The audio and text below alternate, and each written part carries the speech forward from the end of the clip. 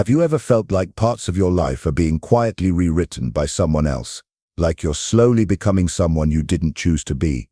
Not because you've changed, but because others demanded it. As we grow older, something strange happens. We're expected to carry more expectations, emotional weight, hidden sacrifices. But here's what no one tells you. Not everything asked of you deserves a yes, and some requests, they're not just unfair, they're toxic, soul-draining, boundary-destroying. Carl Jung once said, "The privilege of a lifetime is to become who you truly are." But what if people around you are trying to take that away? In this video, we'll talk about 10 requests you should never accept. Because each one pulls you further from your true self, and the moment you recognize them, your entire life begins to shift. Before we begin, hit that subscribe button to stay grounded in content that protects your emotional well-being and empowers your personal growth. Let's dive in. 1. Carrying burdens that aren't yours. There's a moment, quiet, subtle, when helping turns into hauling. It begins with a favor, just one. You offer your time, your energy, your presence. Not because you have to, but because you care. And then slowly, almost imperceptibly, that favor becomes a pattern. The pattern becomes a role, and the role becomes a burden. It's not yours. It never was. But now it sits on your back like it belongs there. You're expected to show up, to solve the crisis, to pick up the broken pieces of lives you didn't break, to be the glue holding together something you never asked to be part of. And the cruelest part, the more you carry, the less they notice the weight. Because some people don't want help, they want a lifeline. They want someone to bleed quietly so they don't have to feel their own pain. Carl Jung once wrote that everything that irritates us about others can lead us to an understanding of ourselves. But what about the things that exhaust us? What about the people who take and take and take and never once ask what it's costing you? Because make no mistake, every time you pick up someone else's responsibility, you set your own dreams down. You delay your own healing. You say yes to a life that isn't yours. And when you try to stop, the guilt begins to whisper. You're selfish. You're cold. What kind of friend, what kind of daughter, brother, parent turns their back? But guilt isn't always a sign that you're doing something wrong. Sometimes it's just the echo of old conditioning. A voice trained to believe that your worth is measured by your usefulness. Let that sink in. You are not a backup plan. You are not a sponge for everyone else's mistakes. You are not a permanent fix for temporary chaos. You are allowed to say, "This is not mine to carry," because carrying what isn't yours is the fastest path to forgetting who you are. And here's the truth. You are not abandoning them. You are not cruel for stepping back. You are not heartless for protecting your peace. You are choosing to live your life on your own terms. And the people who love you really love you will understand, the ones who don't. They were never looking for support. They were looking for someone to sacrifice themselves. Let them learn to carry their own weight. Let them grow from their own discomfort. Let them find their own resilience. Because you've carried enough. And from here on out, you walk lighter, more whole, more free. 2. Lending money without a real emergency. There's a particular kind of tension that settles in the room when someone you care about asks for money.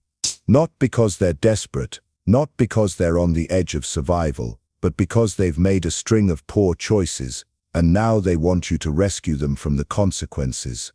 And the worst part, they say it with familiarity, with entitlement, with the assumption that your love equals obligation.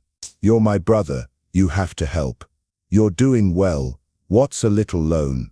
It's just temporary, but it rarely is. And you know it, because what they're asking for isn't just money, it's your stability, your safety, the peace you fought for, the hard way over decades of discipline, sacrifice, and quiet resilience. They're not just dipping into your wallet, they're reaching into the comfort you've earned. Carl Jung taught us to become who we truly are. But how can you do that when others keep pulling you back into their chaos? When their financial emergencies become your emotional responsibilities? And let's be honest, this isn't generosity. It's pressure wrapped in guilt. It's emotional manipulation disguised as a request. Because when you say no, when you protect the boundaries you've built, you're suddenly the villain in the story. They changed. They forgot where they came from. They're selfish. But here's what they won't say. That maybe, just maybe, you've already given enough. That maybe you're allowed to protect the life you worked for. That true love doesn't come with a price tag or an invoice. And maybe they should be asking better questions, not can I have some money, but why do I keep making the same decisions? Why do I expect others to clean up after me? What makes me think I'm entitled to their hard-earned peace? But they don't, because it's easier to ask than to grow, easier to reach for your hand than to stand on their own 2 feet.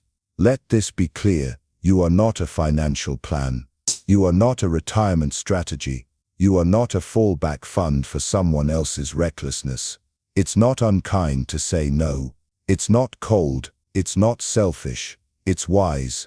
Because every time you say yes to an undeserved request, you're saying no to your own goals, your own family, your own peace. And that peace is fragile. It wasn't handed to you, you built it, piece by piece, over a lifetime. Don't trade it away for a temporary silence. Don't sacrifice it for approval. And don't confuse love with self-erasure. Here's what love actually sounds like. No, I can't do that. I hope you figure this out. I believe in your ability to rise on your own. Because the truth is, the people who respect you, who see your full humanity, will never put you in the position to choose between your peace and their comfort. And the ones who do, let them be uncomfortable. Growth lives in discomfort. And if they truly want your support, they'll find the strength to change, not just their words but their behavior. You are not cold for protecting your foundation. You are not unkind for guarding your future. You've done enough. Say it again, and say it louder this time. You've done enough. 3. Getting pulled into family drama. There's a certain gravity in family conflict, a strange, silent force that pulls you in, even when you're standing at the edge, arms crossed, lips sealed, trying to stay out of it. But someone always breaks the silence. Can you talk to Mom for me? Fix things with your brother. He listens to you. We just need you to step in, just this once, just this once. But it's never just once, is it? Suddenly, you're the referee in an emotional war. The middleman, the peacemaker, the one they all look to when things start to fall apart. But let's stop for a moment. Who asked you to carry that weight? And more importantly, why did you say yes? Maybe because you care. Maybe because you thought staying silent meant letting the family shatter. Or maybe because you believed, deep down, that peace was your responsibility to maintain. But here's the truth. No one wants to admit. Some fights are not yours to fix, some wounds are not yours to bandage, and some relationships will collapse, whether or not you try to hold them together. Carl Jung said, "The privilege of a lifetime is to become who you truly are." But how can you become anything when you're constantly being torn between loyalties, used as a shield, blamed for being the bridge that cracked under the weight of everyone else's dysfunction? Because that's what happens, isn't it? You try to stay neutral, and suddenly, you're the villain. You try to fix things, and suddenly, you're the problem. You try to make peace, and now you're the target for everyone's unresolved pain. Let's be clear, you are not the emotional dumping ground for generational wounds. You are not the therapist in the family. You are not the glue, the fixer, the solver, the saint. You are a person, with needs, with boundaries, with a life that does not revolve around their resentment, their grudges, their inability to grow. And still they'll pull you in, with guilt, with duty, with the heavy expectation that family fixes family. But what if fixing them means breaking yourself? What if stepping in means stepping away from your own healing? What if saying yes to their conflict is saying no to your own peace? Here's something no one will tell you. It's okay to let them fight their own battles. It's okay to walk away from the shouting match. It's okay to say, "I love you, but this isn't mine to carry." Because the moment you stop playing referee, you start reclaiming your soul. You start choosing your inner calm over their chaos. your joy over their drama, your boundaries over their expectation. You were not born to be the emotional cushion for people who refuse to grow. You were not put on this earth to maintain broken systems at the expense of your own sanity. And if they call you cold, distant, disloyal, remember this: true love doesn't require you to sacrifice your well-being on the altar of someone else's emotional immaturity. Let them be uncomfortable. Let them sit in their silence. Let them feel the consequence of refusing to heal. You don't owe anyone a role in their mess, because peace doesn't come from fixing others. It comes from refusing to betray yourself ever again. So let this be the year, the season, the moment you choose yourself. No more mediating, no more emotional refereeing, no more sacrificing your soul in the name of family unity. You can love them, you can pray for them, but you don't have to lose yourself trying to save them. You are allowed to walk away from the war. You are allowed to protect your peace. You are allowed to be free. 4. Being asked to change who you are. It starts with something small: a comment, a glance, a raised eyebrow. You're too sensitive. Why do you still dress like that? Maybe tone it down a bit. People don't like that. You should really act your age. And just like that, someone has taken a chisel to your identity, chipping away at the edges of the person you've spent your whole life becoming. It's subtle at first. A suggestion here, a correction there, wrapped in the illusion of help or love.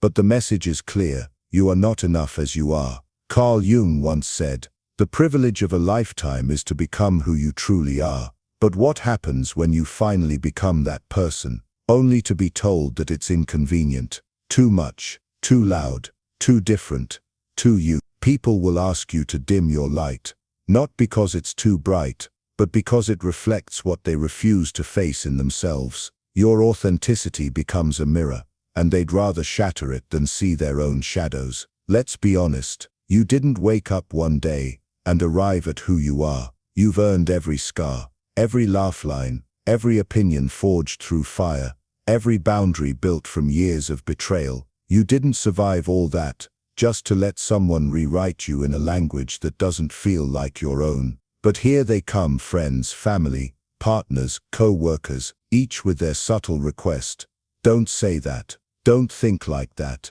don't be like that. And for what? To fit their mold, to make their lives more comfortable while yours shrinks. No, you are not a character in someone else's story. You are the author of your own. Because the truth is this: when you begin to bend who you are to meet someone else's comfort, you don't just lose your edges, you lose your essence, piece by piece, day by day, until one day you look in the mirror and don't recognize the eyes staring back at you. They're quieter, dimmer, less alive. That's the cost of people-pleasing. That's the cost of erasing yourself in the name of being liked. But let me tell you, you don't need to be liked. You need to be free. You need to be fully, unapologetically, wildly yourself, even if it ruffles feathers, even if it makes others uncomfortable, even if they walk away. Because anyone who truly loves you will never ask you to shrink. They will never ask you to cut off pieces of yourself to make them feel whole.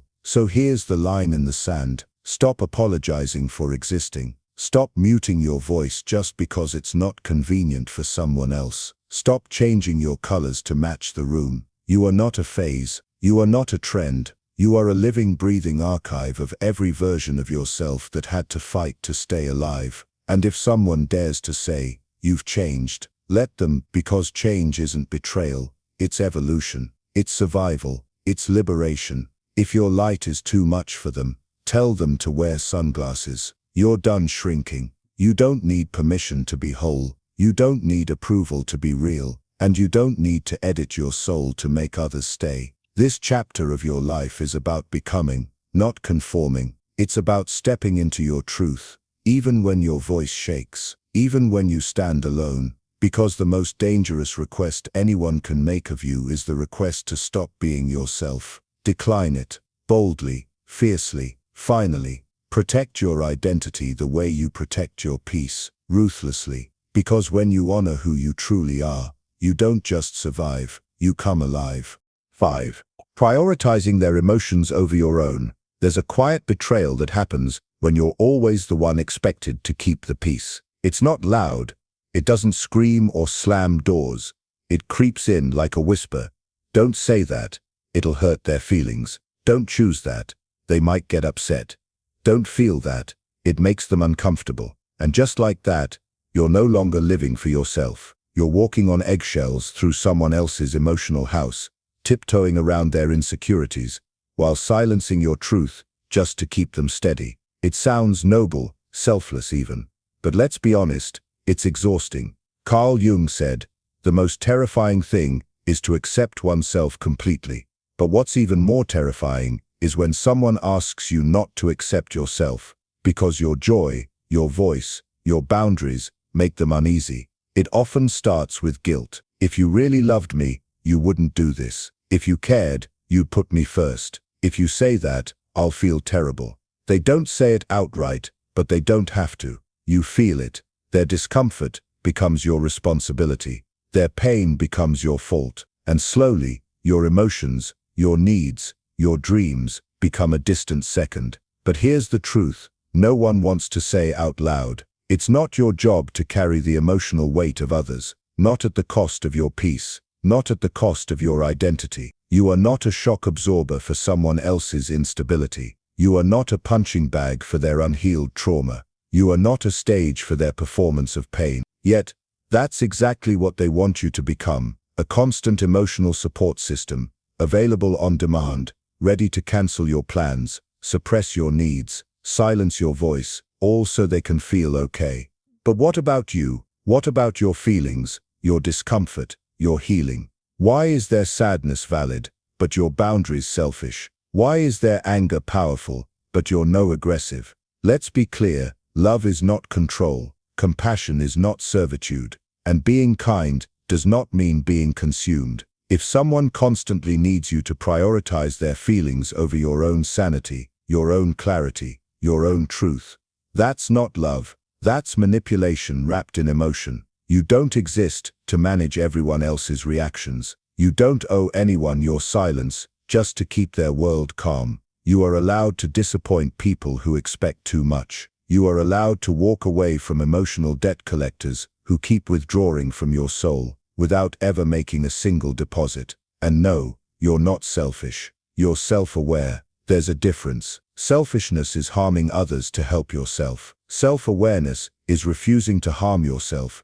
just to help others. There will always be people who interpret your boundaries as betrayal, who mistake your truth for cruelty, who label your healing as disloyalty. Let them, because every time you abandon your emotions to soothe theirs, you teach yourself that you don't matter, that their sadness is more important than your joy, that their chaos deserves more space than your calm. But not anymore. You've spent enough time being the emotional sponge, enough time shrinking your voice so others can feel tall, enough time saying it's fine when it wasn't. This is the season of reclaiming your emotional autonomy. You're allowed to speak up, to take space, to choose what feels right for you, even if it upsets them, even if they cry, even if they walk away, because your job is not to protect people from the consequences of their own fragility. Your job is to honor your truth, even if it makes others uncomfortable. Let them feel it. Let them process it. Let them grow. But don't you ever again set yourself on fire to keep someone else warm. You are not a savior. You are not a cushion. You are not a solution to emotions that aren't yours. You are a human being with a right to peace, to power, to presence. You are allowed to be whole, without apology. And if someone asks you to choose between your emotional well-being and their comfort, choose yourself, every single time. Because that isn't selfishness, that's survival. 6. Being expected to always be available.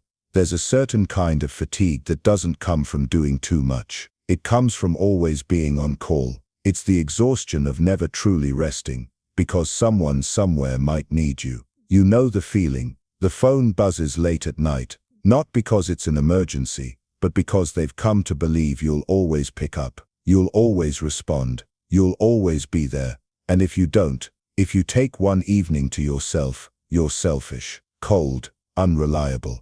But let me ask you something. Who gave them that right? Who said you were required to be available 24/7? just because they've decided their needs come before yours. Carl Jung once said, "Solitude is for me a fount of healing which makes my life worth living." But solitude isn't possible when others treat your time like it's public property. Your mornings are theirs, your nights are theirs, your peace, gone. You answer one text while you're eating. You take one call while you're resting. You squeeze in one favor when your plate's already full. And soon, always available becomes your identity. Not because you wanted it, but because you forgot how to say no. Here's the hard truth. Availability is not love. Availability is not proof of loyalty. It is a resource. It is energy. And it is limited. You don't owe every minute of your life to people who can't respect your boundaries. The problem isn't being there for people. It's when your presence becomes expected, not appreciated. They stop asking how you are. They don't notice how tired you look. They just want what they need, when they need it. And you've become a convenience, not a person. Because when someone truly cares, they won't just reach out when they want something. They'll ask how you're doing, not just what you can do for them. But those who expect you to always be available, never do. They call it love. They say you're the strong one, the dependable one. But really, you're the one who's silently drowning in other people's chaos. And no one sees it.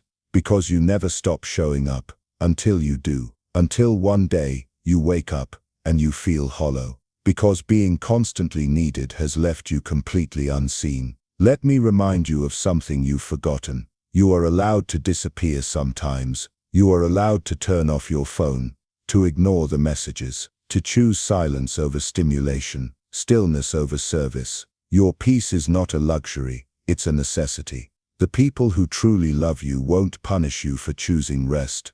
They won't guilt you into showing up when you have nothing left to give. They won't confuse distance with disloyalty. They'll say, "It's okay. Take your time, we'll be here." But if someone makes you feel guilty every time you set a boundary, they were never respecting you to begin with. They were using you. And here's the danger. The longer you teach people that your availability is unlimited, the more invisible you become. You're not a person anymore. You're just a solution, a helper, a lifeline, until you're burned out, used up, gone. And even then, they'll still ask why you stopped answering. So let's make something very clear. You are not required to be on call for anyone. Your time is sacred. Your rest is sacred. Your no is sacred. If someone can't handle your boundaries, they never truly valued your presence. You are allowed to unplug, to walk away, to choose solitude over noise, to stop pouring from a cup that's been empty for far too long. It doesn't make you cold, it makes you conscious. And the people who deserve your availability are the ones who understand when you're not. Because being a good person doesn't mean being always there. It means being authentically present when you truly can be. That is enough. And you, just as you are, without the constant answering, without the constant giving, you are enough too. 7. Being asked to sacrifice your dreams.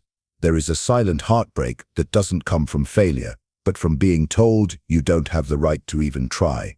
It begins with a comment, a dismissive glance, a subtle laugh when you share something you care about. Isn't it too late for that? Don't you think you should be more realistic? They cloak it as concern, they wrap it in the disguise of love. But the truth is, what they're really saying is shrink, dim, settle. And if you're not careful, you believe them.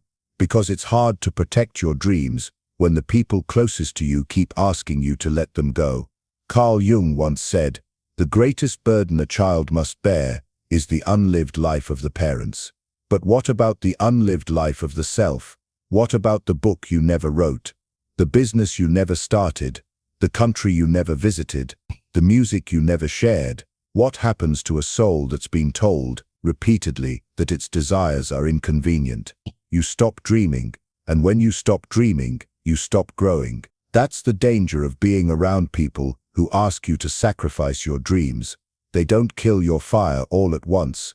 They just keep throwing water on it a little at a time, until you forget it was ever there, until you start saying the things they once said to you, until you talk yourself out of everything that could have made your life extraordinary.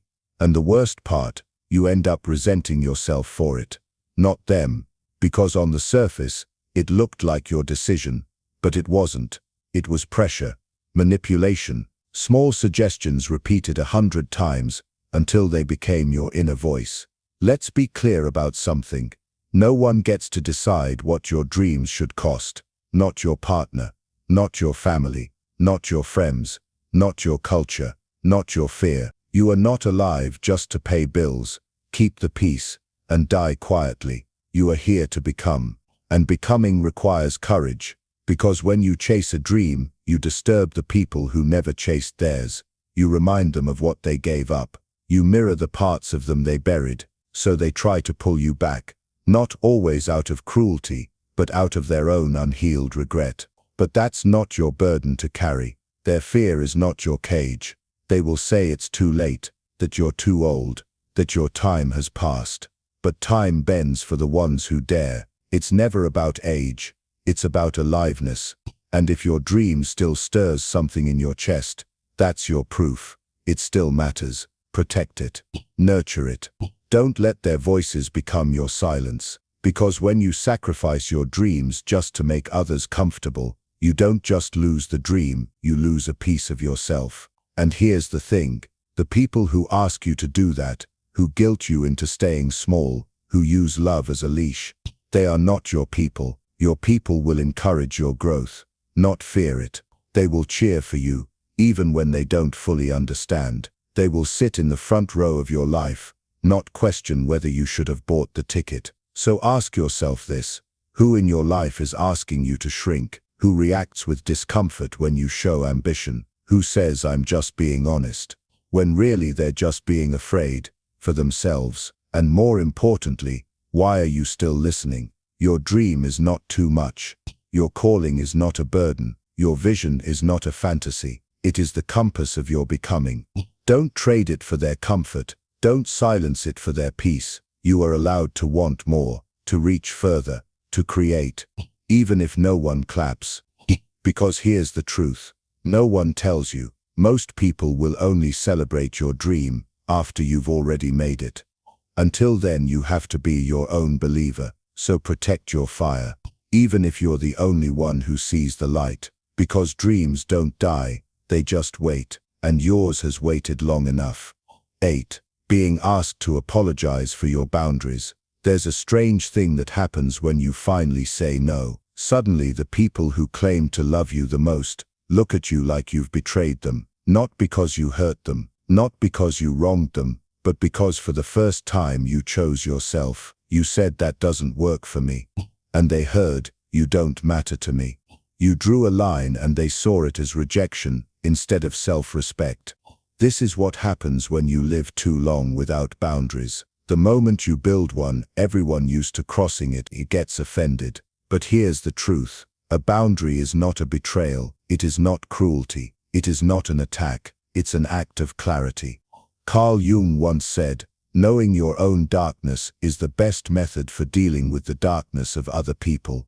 Boundaries are how you deal with that darkness, yours and theirs. They're not walls to keep people out. They're doors to show who gets to come in and under what conditions. But there are people in this world who will demand that you apologize for locking the door after they've already broken in. They'll say you're cold now, distant, hard to reach. But let me ask you something. Where were they when you were drowning in their expectations? Where were they when you kept saying yes at the cost of your own peace? Where were they when you stayed up, comforting them through their storms, but had to face your own alone? They loved your open door, not your well-being. And when you start protecting your time, your energy, your heart, they will guilt you. They'll say you've changed, that you've become selfish, that you used to be so easy to talk to. Translation, you used to be easier to use. And if you're not careful, you'll start to feel guilty for doing what is healthiest for you. You'll shrink your boundaries just to prove you're still kind. You'll over-explain, over-justify, write long texts full of apologies for simply needing space, rest or silence. But here's what you need to remember. You are not responsible for someone else's discomfort with your self-respect. Read that again, because if someone needs you to be boundaryless in order to feel close to you, That's not connection, that's codependence. And love. Real love doesn't demand your exhaustion as proof. Real love respects your limits, even when it doesn't benefit from them. It says thank you for telling me what you need, not how dare you change the rules. So if anyone in your life is asking you to apologize for drawing a line that keeps you sane, ask yourself this: why does my discomfort make them feel more secure? Why is my burnout more acceptable to them than my balance? And what kind of relationship needs me to betray myself to maintain it?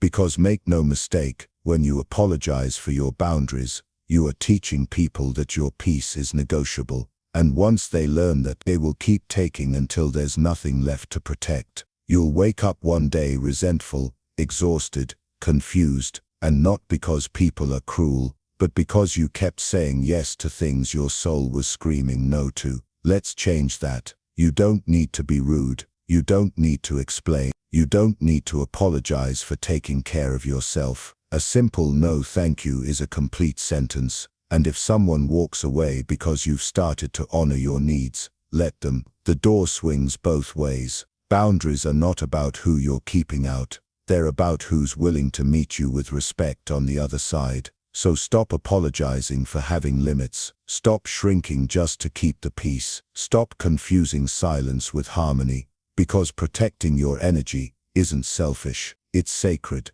And anyone who truly sees you, who truly values you, will honor that protection, not punish you for it. 9. Being asked to stay silent about what hurts you have.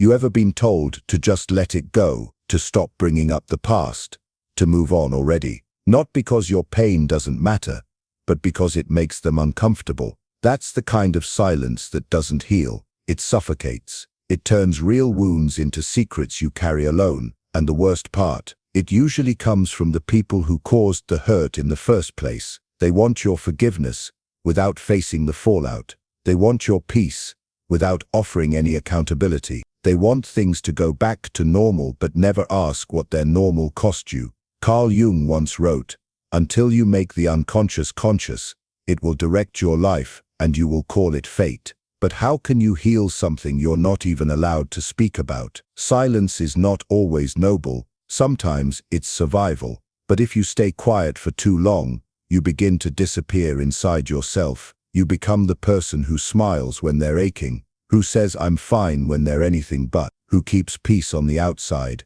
while waging war on the inside. Let's be clear, talking about what hurt you is not the same as holding a grudge. It's an act of reclaiming your power, but some people will tell you otherwise. They'll say, "Why are you being so negative? What good does it do to talk about it now? You're too emotional, too dramatic, too sensitive." But what they're really saying is, your truth is inconvenient for me, because when you speak it, the masks fall, the stories crumble, and the version of themselves they've carefully crafted starts to crack, so they pressure you into silence. They call it keeping the family together.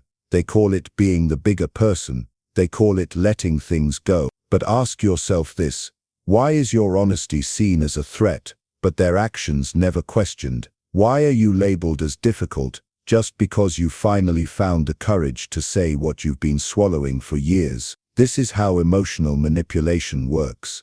They hurt you, then they shame you for feeling it. They cross your boundary, then accuse you of building walls. They break your trust, then act offended when you don't offer blind loyalty. But you are not here to protect someone else's comfort at the cost of your clarity. You are not obligated to swallow your truth just to keep others from feeling exposed. Your voice was not given to you to be buried under someone else's guilt. You are allowed to say, "That hurt me." You are allowed to ask, "Why did you think that was okay?" You are allowed to bring things into the light, even if it makes others squint, because truth doesn't damage relationships. It reveals the ones that were already broken, the ones built on silence, on secrets, on performance instead of presence. And if your pain ruins someone else's version of the story, maybe their version was never honest to begin with. You don't need everyone to understand you. You don't need them to agree.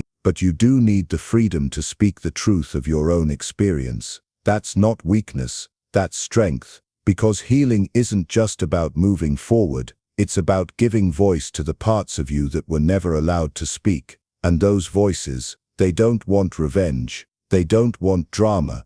They just want to be heard. Also, if someone tells you to stay quiet, to stop talking about what broke you, to just get over it, hear what they're really saying. Your comfort is less important than my image. Walk away from that. Walk toward the people who say, I'm listening. Take your time. Your story matters. Because it does. You matter. Not just the parts of you that smile and stay agreeable, but the parts of you that cry, rage, question, and rise. Never let anyone shame you for needing to speak. Silence may have protected others, but it nearly destroyed you. Now it's your turn. Speak, feel, heal. Your voice is not too loud. Your truth is not too much. It is necessary. It is sacred, and it will set you free. 10. Being asked to diminish your dreams. There's a subtle kind of betrayal that doesn't come with yelling, or slamming doors, or harsh words. It comes in quiet tones, casual suggestions, backhanded encouragement. You're too old for that now. Shouldn't you just be grateful for what you already have? That's not realistic anymore.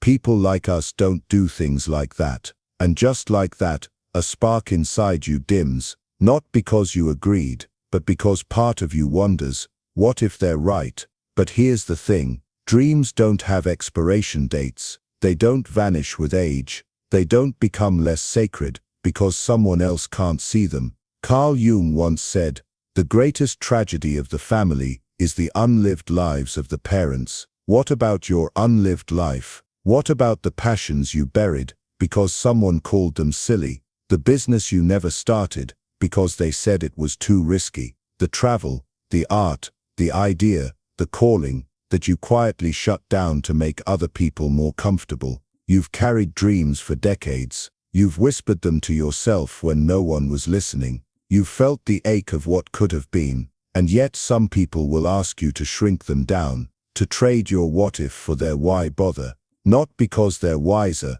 but because your courage makes their complacency harder to justify. Your ambition makes them uncomfortable. Your growth makes them feel left behind. Your willingness to begin again, at any age, in any season, challenges everything they've settled for, so they tell you to sit still, to be content, to act your age. But here's what they don't understand. You are not done. You are still becoming. You still have stories to write, paths to walk, mountains to climb. Dreams are not about youth. They're about aliveness. They're about honoring the part of you that refuses to go numb, that refuses to accept mediocrity as your final chapter, that still believes there's more ahead, more beauty, more purpose, more you. And anyone who asks you to give that up is not loving you. They are limiting you. They're projecting their fear of failure onto your desire for more. They want you to abandon the fire so they don't feel cold standing next to it. But you owe no one that kind of sacrifice. Not your spouse, not your children, not your friends, your co-workers, or even your past self. The life you've lived so far has brought you here, but it doesn't have to define where you go next. You can pivot, you can evolve, you can dream again. Not every dream has to be grand. Not every dream has to make money, go viral, or change the world. Some dreams simply remind you that you are still alive, and if anyone asks you to put that part of yourself away, to dim it, downplay it, disregard it, they are not your people. Walk away from those who mock your vision. Walk toward those who say, go for it. I believe in you. It's not too late. Because here's the truth. It's not too late to start over.